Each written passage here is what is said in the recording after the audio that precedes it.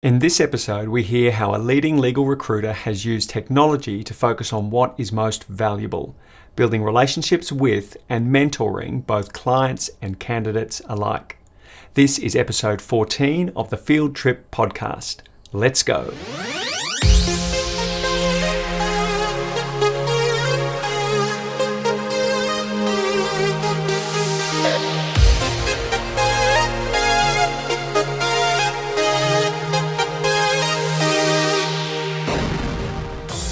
Alex Correa is one of the leading legal recruiters in the Brisbane market. She has built Alex Correa Executive over 10 years on a relationship-first approach, mentoring countless lawyers through their professional journey. In a conversation that aims to understand the trends technology is driving in the recruitment industry, Alex presents an optimistic view of the future of all knowledge workers by explaining how technology has allowed her to drive more energy into the mentoring side of her business. In finding freedom to leverage these more human skills, she has created new revenue streams and delivered outcomes that keep her, her clients, and her candidates happier.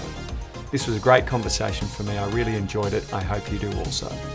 Alex Correa, you are the director and founder of Alex Correa Executive. Welcome to the Field Trip. Thanks, Alistair. Thanks for having me. No, my pleasure. Where does this podcast find you today? Oh my gosh, yeah. Just physically, a little bit early in the discussion for an emotional analysis. Really deep right from the start.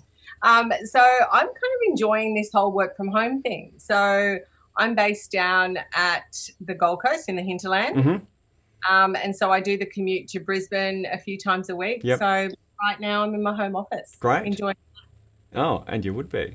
And so you've got, just to sort of to flesh out the picture, you've got offices in the city as well, and you have a team that works with you. How is the team operating at the moment? Is everyone remote? Is anyone going into the office? Yeah, so it's been quite interesting. We've got a team of 4. We're based at Market Street, just opposite Waterfront Place. Yes. And the way that we've kind of structured ourselves is that we go in a couple of days a week where it's, we kind of all come together, but otherwise people are working remotely. We've had one team member work from Melbourne for the last 8 years. Wow. So working remotely is nothing new to us. So COVID really has perhaps refined the process, but not really sort of forced a new process on you. No, it's given us permission to do it. Mm-hmm. I think that's the key. Yeah, I think that's really well put. No, I feel the same way. Yeah, we don't need to give excuses to our clients. Yep. No, I think that's a sort of a very liberating thing. That is one of the things that's changed. So, Alex Correa Executive, give us the elevator pitch. What's that all about? Yeah, so we started about 10 years ago now, just a bit over 10 years ago, and we are a specialist legal recruitment firm. We focus solely on the Brisbane and Southeast Queensland market, I suppose. Really what we do is we work specifically with legal professionals, so lawyers who are looking for, I suppose, that career advisory piece, both in private practice and also in-house. So that's kind of the work that we've been doing, and it is quite niche, but it's what I know, Yep. And what I love, to be honest. And so just picking up on that sort of that career advisory aspect of things, is that a point of difference for your business as opposed to other recruiters, or is that part and parcel of the industry these days? I'd love to be able to say that it's part and parcel, but it's not. Right. I think I was pretty fortunate in having been mentored by, I suppose, a bit of a pioneer when it came to recruitment in Brisbane. And who was that? That was Rob Davidson. Right, So yes. Recruitment. Yep. And back then it was really it was all about relationships. It was all about, what it was that you could do to help lawyers understand what their opportunities in the market were. So you were really kind of partnering with them from a very early stage in their career and kind of supporting them through. So that philosophy kind of rubbed off on me. Yep. And it really resonated with me, I suppose. Right. So it was less about the KPI driven recruitment Yeah. model and more about the relationship based one. So it's something that I've continued to carry on 20 years now in recruitment. Wow. It's Yes. a long time. Well, Yeah. so you're date stamping us both there, of course, because you and I met probably that length of time ago when we were both working in a big law firm.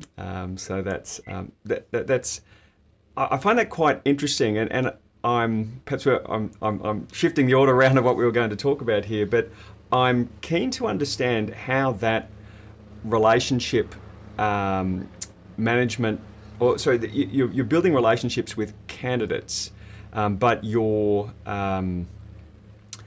clients are, I'm assuming, the organisations that your sort of candidates are going to be employed by at the end of the process. How do you balance that dynamic?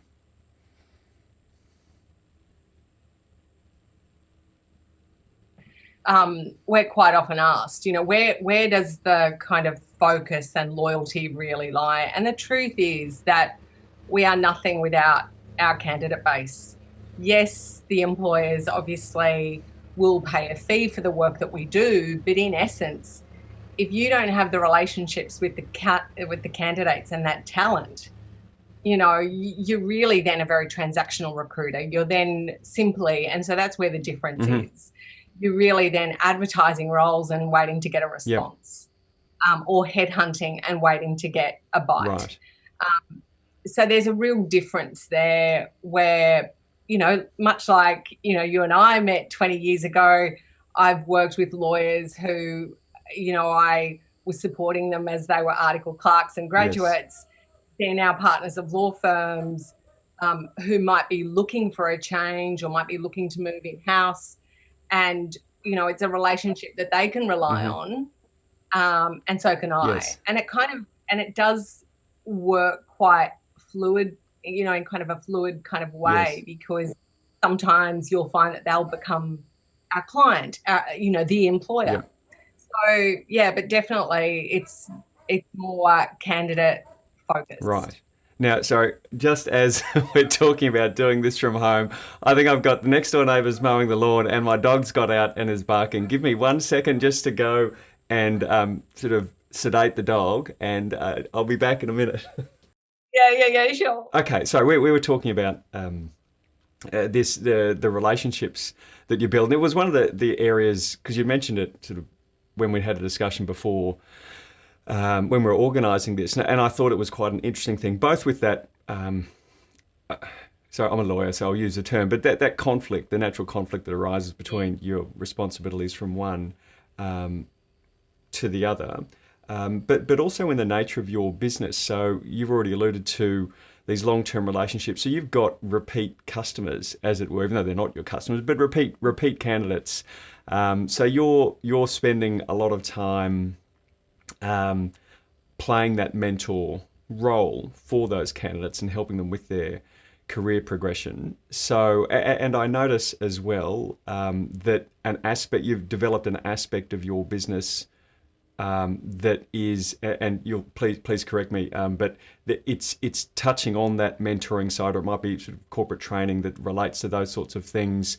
Am I reading it correctly that what your natural inclination was to how to run this business has helped you move into those other areas? And if so, can you tell us a bit about those also?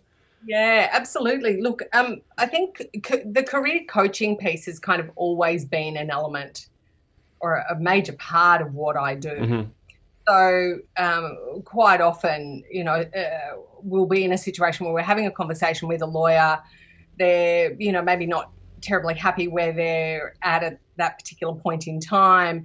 And what I find that's really critical is to kind of unpack what it is that they're not enjoying about their current circumstance. Yep. Because there are obviously a lot of elements to it. So you do invariably find yourself doing that career coaching piece naturally anyway, mm-hmm. if you're worth your salt. Sure. it's much like a lawyer. Yeah. You know, But there's ticking the box with that kind of thing as a means to an end. And there's finding a connection with that through your work that takes it to another place. And you know, you made the reference to, you know, transactional recruitment. I don't know the recruitment well, but I'm guessing that's, you know, it's a perfectly valid business model, and it gets the job done and suits the needs of both parties. But you've just chosen to do it in another way. Parties, people. Oh my God, the lawyer just can't shake the lawyer bit. Yeah, So, no, but that's exactly right, because it's definitely far more than just taking someone from A to B. mm-hmm.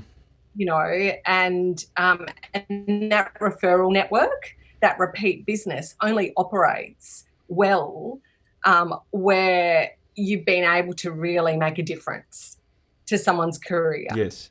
Where they've considered an opportunity that would not have otherwise come their way had it not been for your ability to kind of open their eyes to, you know, different areas of specialization, different, you know, different kind of options that yeah, a job ad is just never going to do. Mm. So I think there's definitely a distinct difference. Okay, and just, you know, the 30-second elevator pitch around that different aspect of your business. So it's well, you tell me what is that? What's it called, and what do you do in that? Yeah. So I suppose it's that advisory piece. Yes. Yeah. Okay. But sorry, just perhaps I'm misreading. But when I look on your website, it's almost like a separate branded service or piece. Is that? Am I? Yeah. So the Inspiring Career Success. Yes. Is that what you're referring to? Sorry. Maybe I'm just. The coaching, definitely the coaching piece. Right. Is in many respects it kind of is embedded in everything that we do. Yep. Now with Inspiring Career Success, what we're doing is we're actually offering that career coaching. Yes. For at a cost, because we can't possibly provide that career coaching to everyone that we meet. Otherwise, you'd be having 25 coffees a day. Oh my God, absolutely. on an ongoing basis. And quite often, you know, there will be career coaching conversations that don't end up in a career move as such. Mm-hmm. You know, they've stayed with their current employer. Yep. We've worked on their development plan. We've worked on what it is to get to senior associate, what it is to get to partner. Yes. And so that, you know, I quite often say to my candidates, don't think of me just when it comes to making a move. Right. You know, there is far more to what I can offer that goes beyond that. And I've never, you know, charged for that. Mm-hmm. But this really puts, I suppose, a bit of a framework around that coaching piece. Right. And provides that service for those people who go, actually, I want you to be my career coach. Right. You know, I've had you as a kind of trusted advisor for, you know, the past, you know, 4 or 5 years. Yeah. I want to formalize this. Yes. You know, so it's kind of allowing us to do that. And how do the employers respond to that? Do they sponsor people's coaching with you, for example? In some cases they do. Mm-hmm. And certainly that works well. And I think there's a trust piece in there where I've got the relationships with the firms, so much so that, you know, they know that I'm not going to want to then place that individual in a role that falls out of a career coaching program. Yeah. So, well, even if they're being selfish, I imagine that the sooner they're aware of someone who's thinking potentially about leaving, the more they can do. If that's someone that they want to keep, the more that they can do to keep them there. And it's going to be far more, you know, again, selfishly and just dollars and cents, it's far more cost effective for them to keep a good performer in the firm to try and go and find another. Absolutely. Absolutely. And then the other piece to that is also the goodwill that they instill in the individual or in that particular relationship, because it may well be that they determine that, okay, look, maybe we aren't, you know, part of your longer term career plans, but what can we do to help support you in kind of finding what that, you know, next role is going to look like? Yeah. And, they go on to become general counsels and buyers of legal services, and all of a sudden Yep. it just looks after itself. And that for me is kind of, the pinnacle of a great employer, Yep. someone who's, an organization that's looking beyond just an immediate employment relationship. Yeah. Yeah. Again, there's good logic that sits behind all of that. And if you're talking about, for example, Brisbane or Southeast Queensland as an employment market or as a legal market, it's far too small to be burning bridges. Absolutely. You can't be doing that. No. You mentioned just before we started recording that you're, because the field trip is focused on the future of commercial real estate and the future of law. So technology and the impact it's going to have is something I'm always keen to unpack. And you mentioned something that I wasn't aware of, that you either are about to release or have just released a piece of technology into the market. Do you want to elaborate on that? I'll talk about that, and I'll first just explain how it kind of came to be. Yep. So we are the exclusive licensee of a program called Equally Yours. Mm-hmm. It was developed in the UK. It's a game-based diversity and inclusion program. And thanks to COVID, it kind of took us out of the workshop and classroom setting and has taken us into the digital world. Mm-hmm. So we've now... Because that's a service you offered before in an in-person in a context? Workshop setting. Yeah, absolutely. And I'll just explain, I suppose, why a recruitment firm would be interested even in going down that diversity and inclusion piece. Mm-hmm. But I suppose, when we're trying to find the right talent for organisations and law firms, we just found that there was just this, a lack of understanding around that diversity and inclusion piece. And if people didn't look the same as us or didn't talk the same, didn't go to the same schools, all of a sudden they were kind of put in the B category. Mm-hmm. And that was something that I just... Does that really still happen? It does. And it's unfortunate we still get the questions around, where a particular person might be in terms of their, whether they're looking to start a family. Right.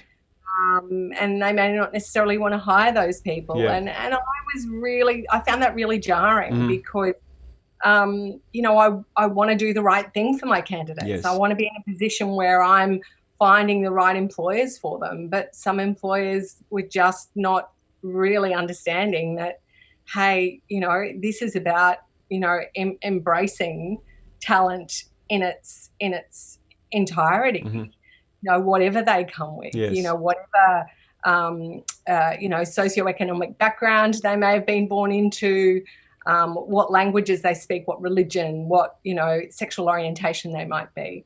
And I just found that so many employers were kind of cutting that out of their talent pools. And I thought there's got to be something in this. Mm-hmm. There's got to be an education piece around it. And so when I was in the UK, I came across this group who were doing this game, this kind of, what's it called? Gamification, if you like. Yep.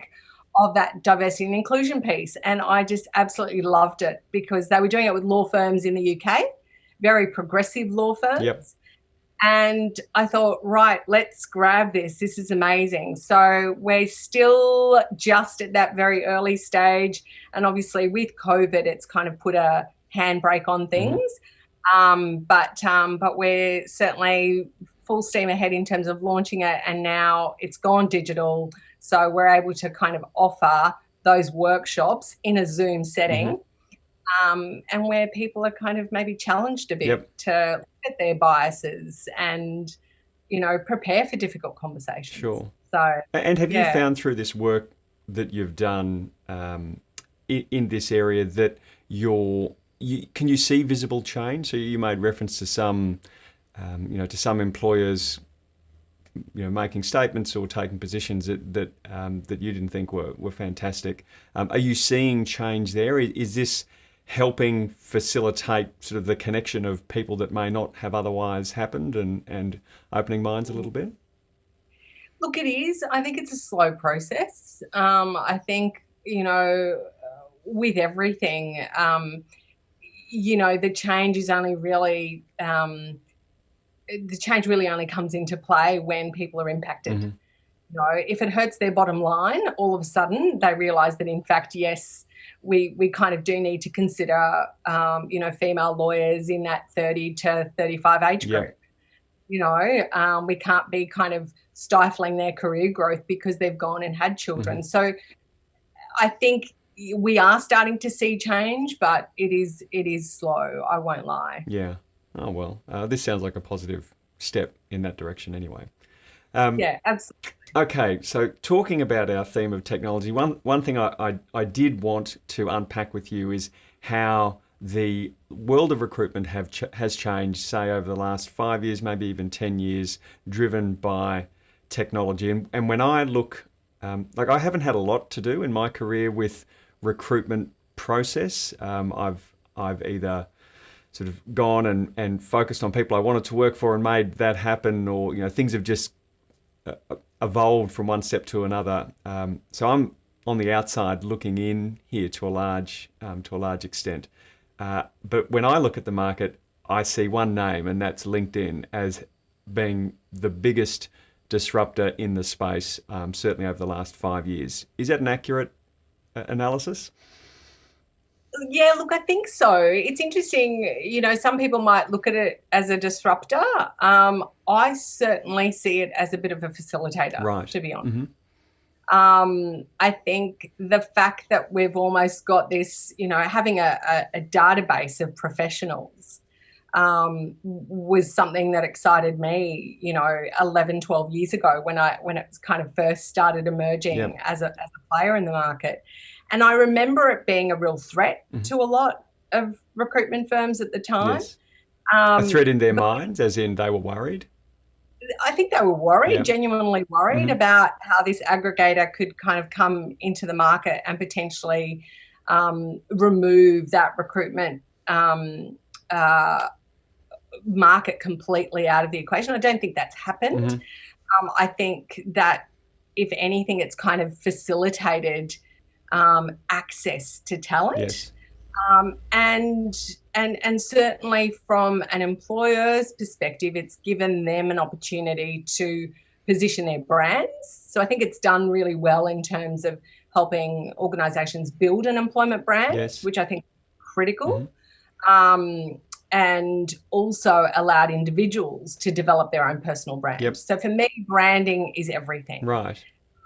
Having an effective brand allows you to not only attract the right talent, but also be an attractive talent to be sourced, if that makes sense. Sure, absolutely.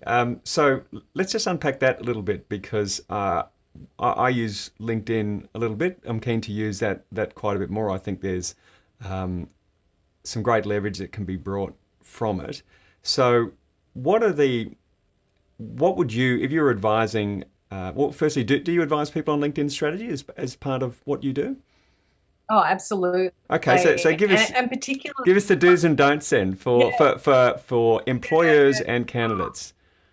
Absolutely. So from a candidate perspective, don't bother having a profile if you're not going to invest time in it. Right.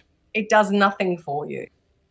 It does absolutely nothing. And so just explain that, it allows you, it's putting the time in up front to get it established with information, or sort of constantly updating it, constantly posting, interacting, all of the above. What do you mean there? Yeah, look, I think it's initially having that a strong profile on there. Right. So having a good photo. Yes. That's really key, and it's got to be a professional photo, making sure that it captures who you are at that point in time, not a photo that was kind of 10, 15 years old at somebody's wedding. I was going to say, can I just add to that, as someone who I think only ever had a professional photo done, oh no, that's not true, but the most recent professional photo I've had done was when I made partner at Allen's. And only last year I thought, this is ridiculous that something 5 or 6 years ago I've still got, or longer than that, I've still got as my LinkedIn profile. So I changed that to be a bit a bit more relevant and a bit more real. But I noticed so many people hold on to a photo from a long time ago. Oh, absolutely. Absolutely. Do you know that I can tell what law firm a photo shoot was done at? Yeah. There are some backgrounds where you can just tell. Yes. And so absolutely maintaining a relevant photo is key, a Yes. relevant professional photo. And this just might be my bias, but it certainly is my bias. I think the standard professional photo, I think you can do better. Like as an individual, not so, as you say, not a photo at a party or a wedding or something like that. But I think you can do something a little bit more interesting to stand out from the crowd in a good way. Yeah, definitely. And there are certainly a lot of people doing some creative things. Yep. I think that's great. Okay, so good photo. We need a good photo. Good photo, something that speaks about your personality as well, is a good thing, but keeping it professional. Yes. I think your CV, be careful about not placing your CV completely on your LinkedIn profile. I see a LinkedIn profile as being almost a combination of a capability statement that you might use in a tender document and your CV. Yes. Coming together. And the reason I say that is, a lot of people seem to think that LinkedIn is just, an employment platform, and it's not. The number, and you would know this, Alistair, the number of organisations or purchasers of legal services or any other professional services get onto LinkedIn to find, be it an engineer, a surveyor, a valuation specialist. So making sure that profile speaks to your potential clients and your potential employers, I think, is pretty important. Yes. And what about ongoing activity on the platform? Because again, giving my view, we field my business and me personally are relatively active and in putting things out there and have a certain theory around what works and what we should be doing. But when I go to look at someone, if I'm evaluating a person and I see their online profile, for me, seeing an interesting and current and consistent stream of engagement and posts and other things tells me a lot more about that person than the hard-coded or fixed-in-time CV. Thoughts? Absolutely, absolutely. There's a difference. You can tell whether it's your marketing department that's put up your LinkedIn profile. Yes. And you've done nothing. Well, my marketing department has put up my LinkedIn profile, Alex. It's just not, I work pretty closely with our marketing department. Yeah, no, well, if you, as long as you're continually engaging with the audience on LinkedIn, you're commenting, you're putting up posts, you're sharing information. I mean, that's what the platform is there for. And certainly, that's where you kind of get noticed. At the end of the day, we're talking about a professional branding platform. And what about, because I think individuals have a certain license to do things that are interesting or different. Again, there's always a line there. You can step over, but there's a bit more leeway for that to happen. What about organisations? What about law firms?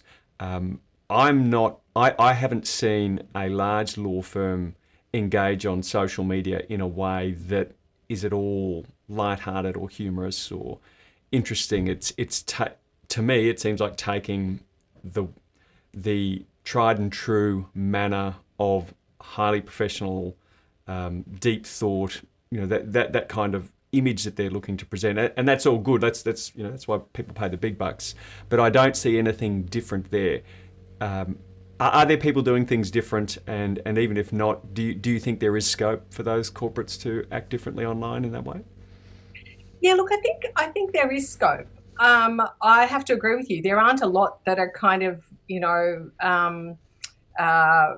maybe tapping into some creativity there and maybe positioning themselves a little bit differently. I think you can still do that with that professionalism and maintaining that integrity. But I think what we're talking about are, law firms that are conservative by nature. And so protecting an image and protecting a brand will always be kind of at the forefront of what they do on LinkedIn. Yes. And, you know, I mean, a lot of these law firms also have policies and guidelines in terms of what their individuals can or can't say. Yes. I think a lot of corporates have that, and you can understand the reasons why. And, you know, and certainly that's going to be somewhat limiting. Yes. But yeah, I'm seeing some, the ones that I'm seeing being far more creative in that space definitely are those agile kind of niche businesses that might be kind of, they're positioning themselves as innovators, as, you know. Well, we certainly see it as an opportunity. You know, we, for, you know, the very narrow line of services that we offer, we are in competition with big law firms, and I see there's a number of years where we can position ourselves in an entirely different and fresh way while still maintaining that level of professionalism, and so we're certainly looking to exploit that. If I can just bring it back to talking more about the impact of LinkedIn on the market, and just a few things that you said made me think there. Do you, now that there is this tool where, you know, to a large extent everyone's online professionally, so you can find candidates very quickly, and candidates can, you know, there's a mechanism through which engagement can happen. Has that created more turnover of staff? Do you think that's been a catalyst for more turnover? Turnover is probably a bad way to put it, but, you know, people being a little bit more proactive in career progression and perhaps making 1 or 2 steps more in a 5 or 10 year period than they might otherwise have. Yeah, well, I suppose there are kind of 2 elements there, because I think about, you know, this kind of next generation of lawyers and their appetite to want to develop and progress probably at a faster rate. I think that's just, you know, that's to be expected, that they will probably move maybe a little bit more frequently. And you know, when I think about it, a 2-year stint is not that uncommon anymore. So I do think that. And can I just ask on that, is that a movement in the market across the board, or do you see generational differences in the frequency of change? I think it is generational to some extent. And you think that's an appetite for progression that's driving those changes? So it's not someone, you know, this cliched older to younger view of, oh, you know, they're not taking things seriously, so they're kind of bouncing around from one to the other. It's quite the opposite. It's, I am focused on getting to this goal, and I think staying in the one place might get me there, but if I'm a bit more proactive, I can make leaps forward as well as sideways and get to that end goal more quickly. Absolutely. And I think one thing that I'm having to constantly put a different lens on is the 2-year stint versus the 4-year stint. Right. You know, if I think about a lawyer that stayed in a role for 4 years, worked for the same partner, same clients, doing the same work, and I've got a lawyer who's moved twice in that same 4-year period, but has evolved, developed and grown, well, I'm probably going to go for the one that's developed and grown, whether they've stayed in the same job or not. So I think we've kind of got to look at the shorter stints a bit differently. Yeah, and are employers doing the same? Look, I think that's kind of where we come in. Yes.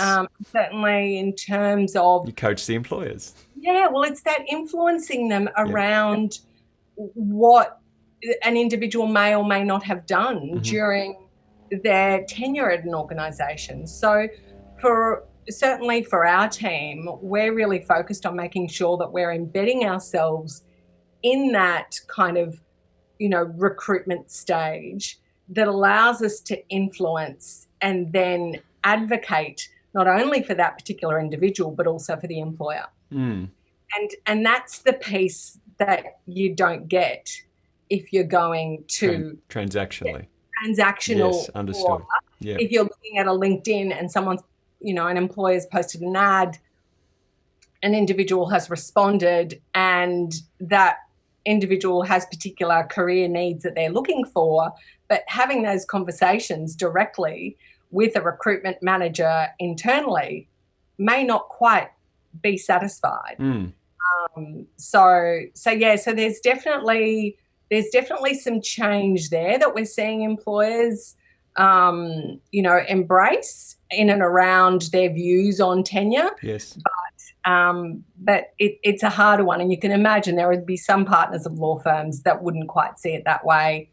They're just looking for long-term stability because that tends to dictate that I'm going to have a stayer.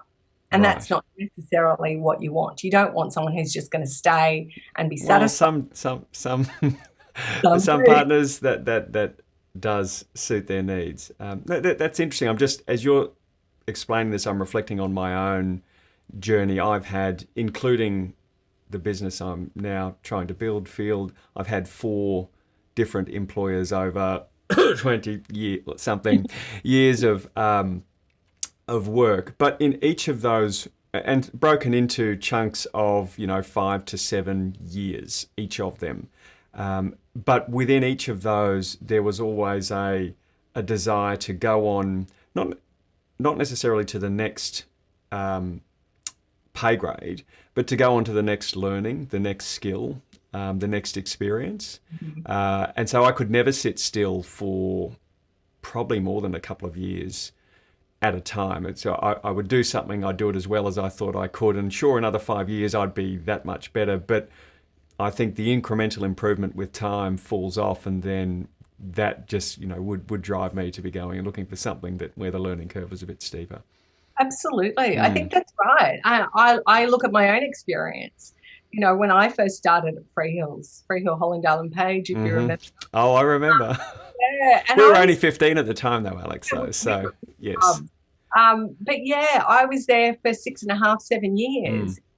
And I tell the story about, knocking on the door kind of at the anniversary of my, employment there, kind of going, okay, what's next? What's the next challenge? What can I kind of grow into now? And, having kind of started as, a photocopy clerk to then L&D and HR. I mean, that was for me that kind of growth. And that's, I think as long as you have that in a role, in a long role, then fine. So often hard, the runway can often run out though, even in big organisations. That's true. And then that's the point where you kind of go, no, I need to exit stage right. Yep. Okay. Just one more question on LinkedIn. Has it facilitated more direct engagement between employers and employees? I'm hearing a lot of things that you do that even if a large organisation provided the service in name, the fact that you're external and come with a different perspective, I think there's a value there that'd be difficult to replicate. But as you've also said, you're not the average of the legal market or of the legal recruitment market, or you're not the reflection of the entire market. So are companies engaging more directly? I mean, the platform facilitates very focused and accurate targeting, and I see organisations, all the time fronting that much more than recruitment. Has it changed that framework?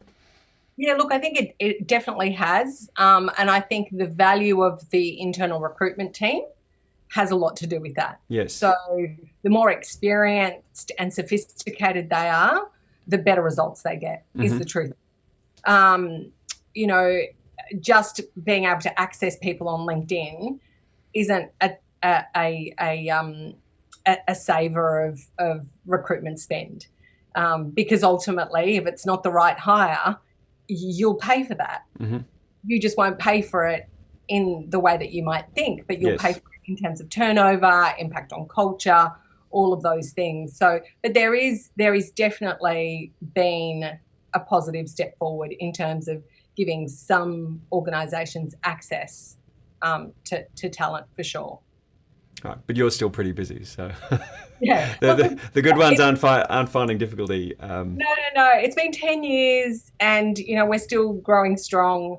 And like I said to you, I think it's that it's the advocacy piece that, you know, you can't embed that into a recruitment platform. No. You know, Not yet. Searching and coding will only get you so far. Yeah. But having the ability to kind of present people with different opportunities. You know, I've had, you know, for example, I've had commercial litigators who have moved into construction and engineering in-house because their particular skill set was something that would you know, transition across well. They've seen everyone mess things up. Yeah, but get ahead of that curve. Yeah, well, they would never have applied directly to a role like that. Yep. They would never have imagined an opportunity like that. Or those commercial litigators moving into professional indemnity. You know, they're probably not alive to those opportunities. But also from the employer perspective, understanding that those individuals have a skill set and have some experience that could be of value, that, you know, if the wrong person is reviewing the CV, or if they're letting their recruitment platform just give them CVs that say professional indemnity, they miss out on an entire piece of that talent pool, which is where I'm quite happy to say we kind of come into the equation.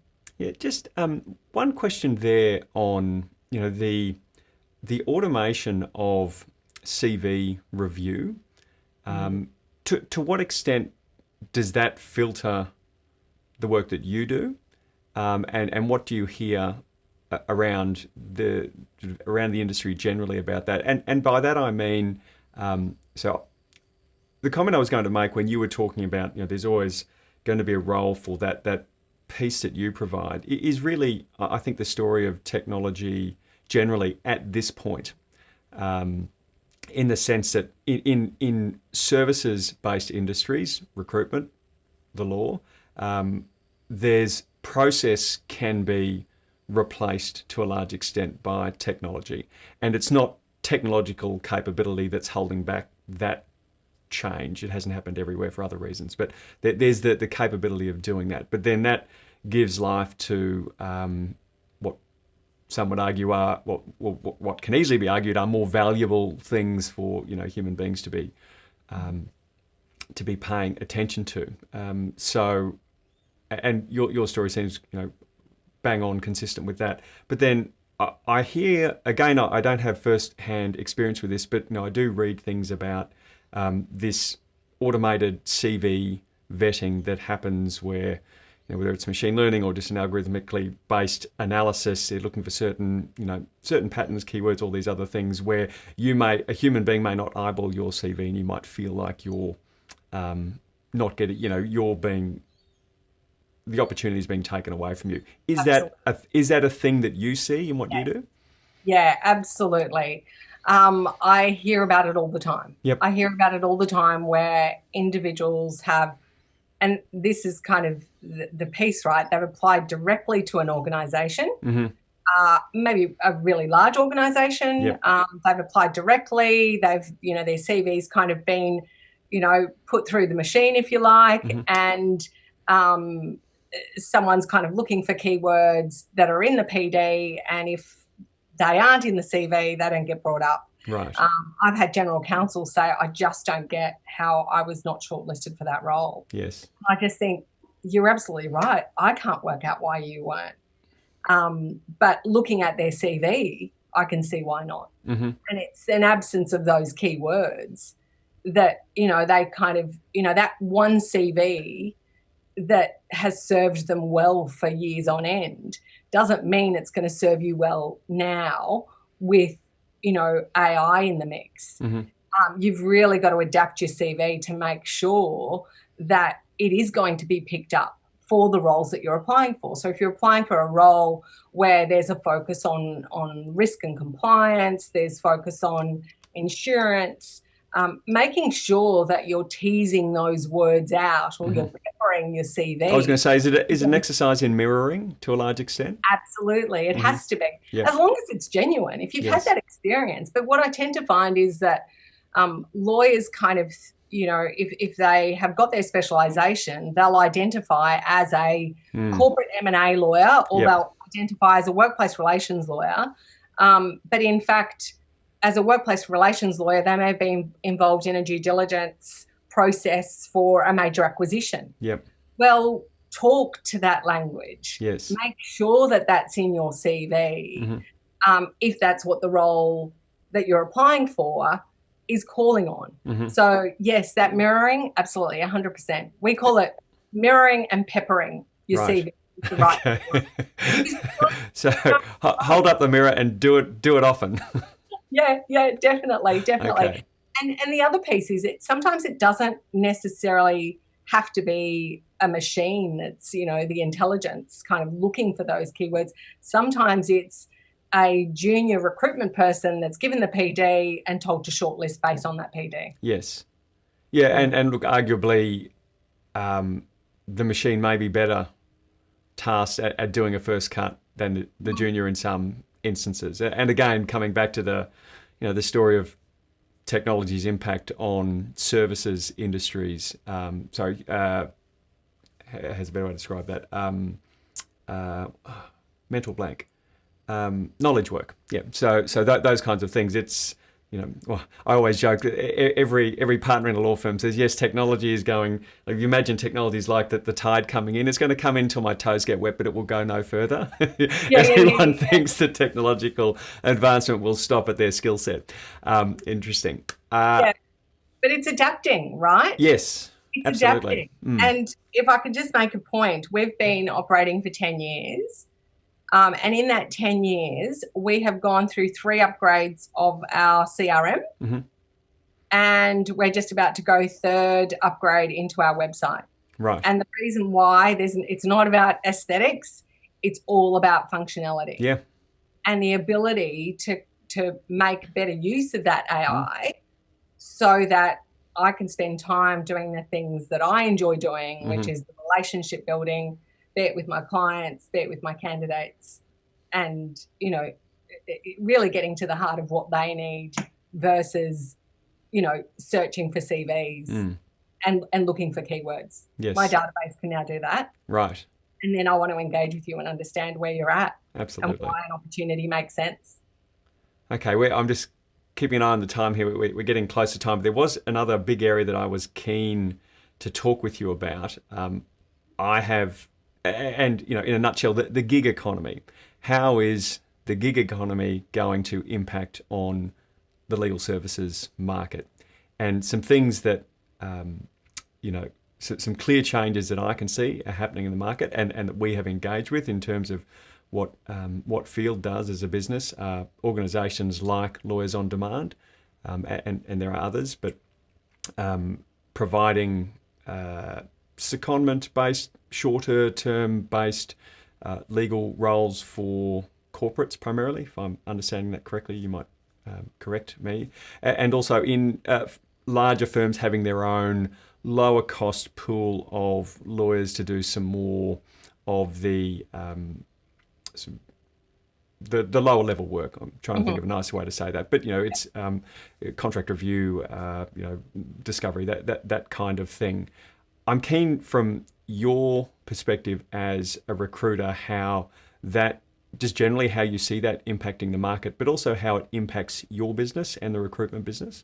It's an interesting question. It's actually not really impacted our market to the extent that you might think. I think it really, if anything, I think it's actually satisfied that contractor temp market, which in Brisbane really didn't exist. Right. I think certainly down in Sydney, there were a lot of legal recruitment firms that did do quite a lot of that, short-term contracting work alongside permanent recruitment. For us, it certainly didn't have that impact. But I think, personally, it's a win-win because it's just providing, certainly from a candidate perspective, it's giving people flexibility. In pre-COVID times, it certainly gave them flexibility to do shorter-term contract work. Yes. And to kind of get involved in that freelancing aspect, which really, if we look at our market here in Australia, it's not as big as what it is in the UK. I went to the UK a couple of years ago, and one recruitment firm was telling me that they had 500 lawyers out on short-term contracts. That's Wow. huge. And so when you kind of consider that, we really haven't been impacted because the market wasn't there yet. But I think it's giving people different opportunities to experience law in a different way. So I think that's a good thing. So certainly when I'm talking to lawyers about career options, if they're looking for that flexibility piece, then, I'm certainly happy to kind of drive them to that, career option. Right. Because I think it's a good one. Do you have any thoughts on where that might go, and just to sort of to seed that conversation or bias the question, people, you often hear the phrase, the Uber of, or Uberification of. Do you, and that is, and I've seen that used in a legal services context, which is quite misplaced, I think, because the framework that exists to allow someone to jump on their phone and start going and driving and providing services to someone is entirely different to someone being put on a short-term placement, where the friction of engaging in the role and stepping out of the role is like sort of exponentially greater.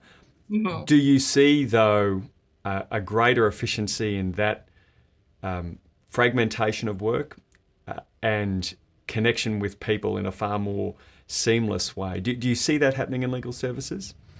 Clearly you can see, well, by asking the question, what my view is, but you come from an entirely different perspective. What do you think?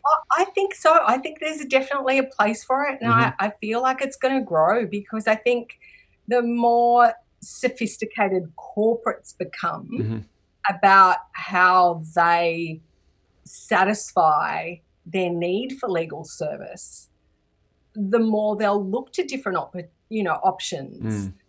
Like this particular one, because if anything, it kind of allows them to, someone used the term the accordion model, and if you think about legal teams kind of needing to kind of contract and expand based on the particular life cycle, the business life cycle that an organisation might be in, I see that there's that need to kind of just expand the resource pool. And if you're doing it through that means, then I think that's a good thing. Yeah. And, law firms aren't that one-stop shop that they used to be 10 years ago. And I think they know that. Yes. That's why they've kind of developed these new arms to their business. So I definitely think there's a place for them, and I feel like they're potentially going to grow. Yeah, I think it's going to be interesting. When I make the comment about people underestimate the sophistication of a platform like Uber, where people can connect in and out of work so seamlessly. I think if you look at how, you talk about the accordion model, it's one thing to be bringing on people and then people for short-term needs, so your total headcount goes up and down with much more frequency. But that is not, I think, akin to what that very structured technology-based model looks like.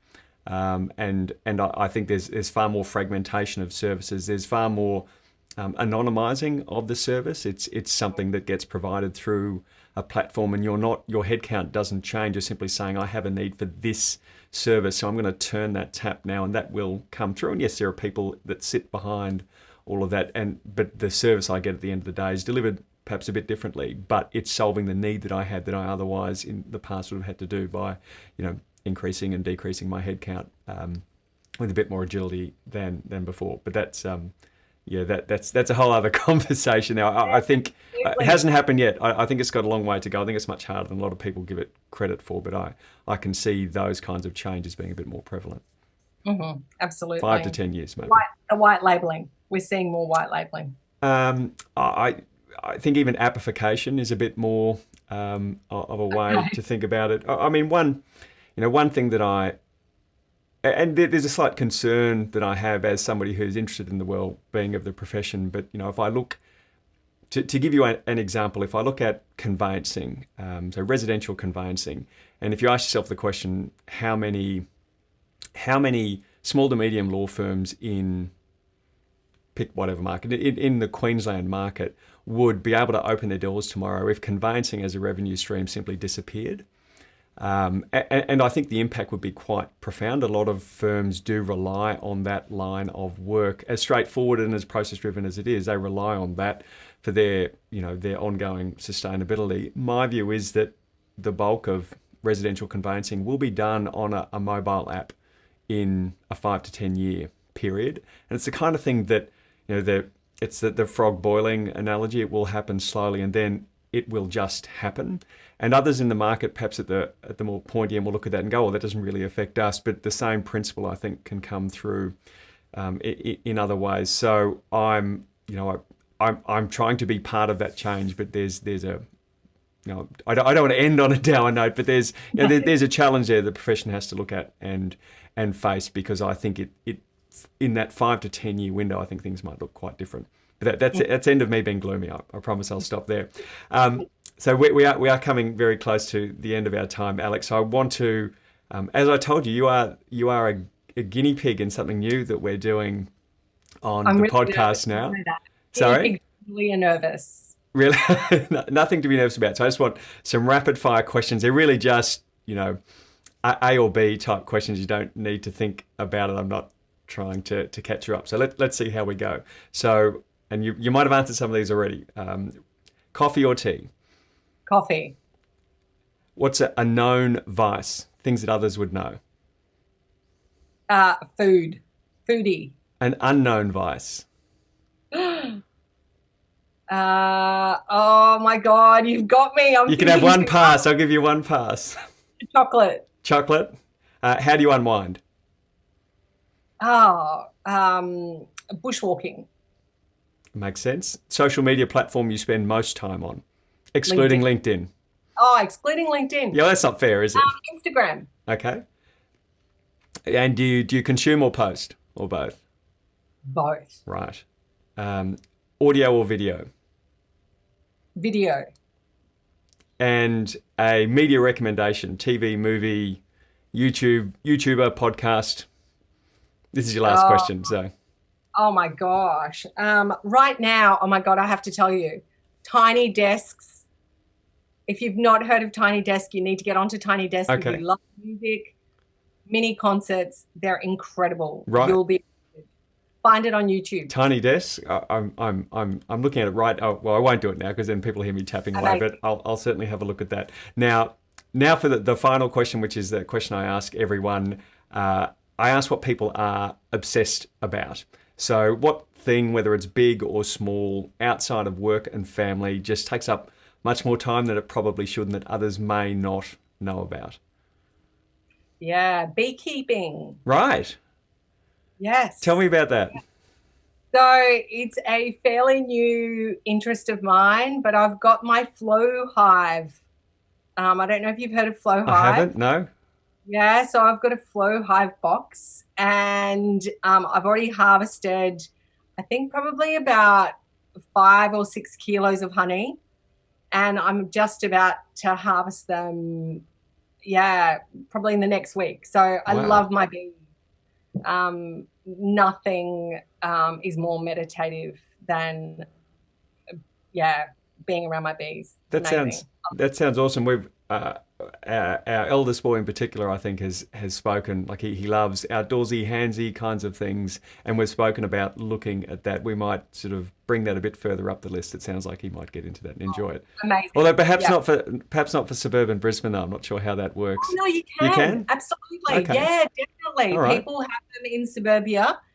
Absolutely. And they're quite compact. They're amazing. Australian business. It's a success. Great. They've got, I think, about 150,000 boxes worldwide. Okay.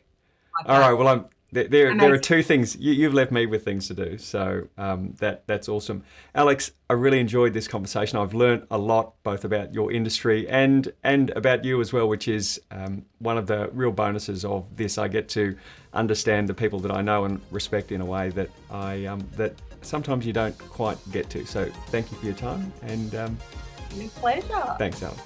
It's been fun. Thanks, Al. That was Alex Correa, Director and Founder of Alex Correa Executive, and I am Alistair Fitzgerald, the CEO of Field. We are the leading solution in the Australian market for lease portfolio due diligence. If you are buying or selling commercial real estate assets, or a law firm advising such parties, or a tenant looking to better understand and leverage its lease portfolio, or even a transaction advisory firm regularly dealing with large quantities of leases, let us turn your leases into action. Find out more at fieldql.com. Thanks again for listening. Catch you on the next episode.